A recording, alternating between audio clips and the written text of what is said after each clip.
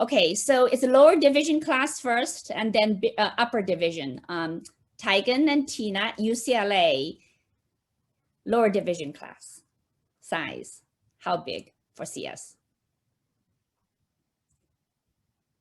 Okay, I guess I can go first. So I think that our CS classes for lower div, I'm actually having a hard time remembering, but I know we definitely have at least a couple hundred students, I believe. And I'm more familiar with upper div. I've been recently taking a few, and those are usually around, I'd say 100 to 200 students each. But then some of the more popular ones, I believe, like some of the required ones that everyone has to take, can go up to about 300, I believe. I believe like CS 180 was 300 students this quarter. And yeah, so the class sizes are fairly large, 200, 300 each. Maybe Tina can add to that. Okay, Tina? Yeah. For the lower divs, well, we're also capped in terms of like how big our lecture halls are. So I think the largest one for lower div was maybe 300, maybe not even reaching 400. So I think that's the largest I've seen before. And that's just because like the room is not big enough. So they had to split it between two professors and have different class times for that. But nothing too big above that. Okay, well, okay, then let's listen to the Berkeley students. How big is your class size, Juna? Okay, yeah, so especially for our lower div classes, they're pretty huge. I think one of my classes had around 1,000 students, and like we're not really limited by like, I guess, classroom size, because people know that like some people eventually will stop showing up because lectures are broadcasted online, and or you have like you can access the videos, so some people just don't go and they just watch the videos at home. But I think another reason why some of the classes are like so big is because computer science is one of the biggest majors at Berkeley. And then also our lower division classes are kind of, I'd say, like notorious, I guess, a little bit, like among other majors. So there are some seniors who will just take like the CS lower division classes for like the Berkeley experience. So that's a little bit of the reason why so many people like just go and take the CS lower division classes. But a lot of the times, like class sizes won't really affect anything major, because you still have your small discussion, like little sections, and those are usually around 20-ish people with a UGSI.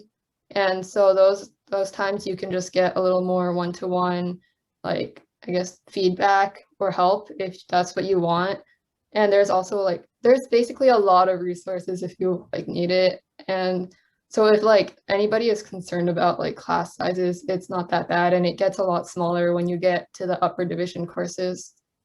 Okay, thank you, Juna. Mike, you want to comment on the DS and also the upper division class size? Yeah, actually, most of my upper divs were CS classes because there's so much overlap.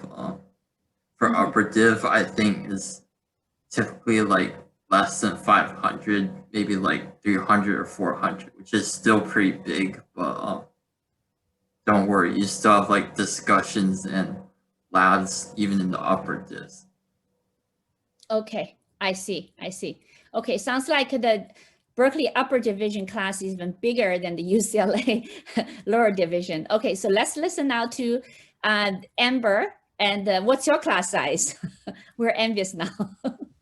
Yeah, I'd say probably similar numbers. So for all the lower div classes, definitely like 200, 300 or more, okay. Just because it's also really popular. Stanford has like a huge CS community scene. I actually think I heard that like 60% of Stanford students take the first CS level, like 106A. So it's definitely really popular. And then like, I'd say somewhere in the middle there, you'd get classes around 200 or so, just for like people who are studying the major more seriously, because the lower div classes are inflated by other people who aren't even majoring in CS, but would like to have a little knowledge on it. And then for like very upper div, I'd say I'm not too sure for every class, but I'd say a lot less, maybe like 100 or so, just because it gets pretty specialized after you get all your core classes done. And like the others have said, we also have discussions and labs that are more like 10 to 20 people, even in the lower div classes. So it's not really too big of a deal. Okay. Okay. Thank you, Amber. And Caitlin, how about UCSD? It's right next to my house, UCSD. Yeah, for our lower division classes, we also get a really big number for class size. It also ranges anywhere between like 200, 300, especially for really intro classes. And we're normally limited by classroom sizes. So we try not to go above whatever the classroom can accommodate. And I know we already use all the biggest classrooms for our CS under division. For upper division, it really depends. There are some really, really big ones, and then there are ones that are more project-based, ones that are more compact, and those are limited to maybe like 50 students. And for the really, really big ones, it can also go up to 200. And because our classes are in so high demand for even non-CS or non-engineering students, we have this system where we the school tries to make sure CS students will be able to enroll in their required classes to graduate. So they have this time frame where CS students are able to enroll in the classes beforehand, before all other majors get to join the class if they're interested, just to protect, you know, CS majors and make sure they're able to graduate in time because they meet all the requirements.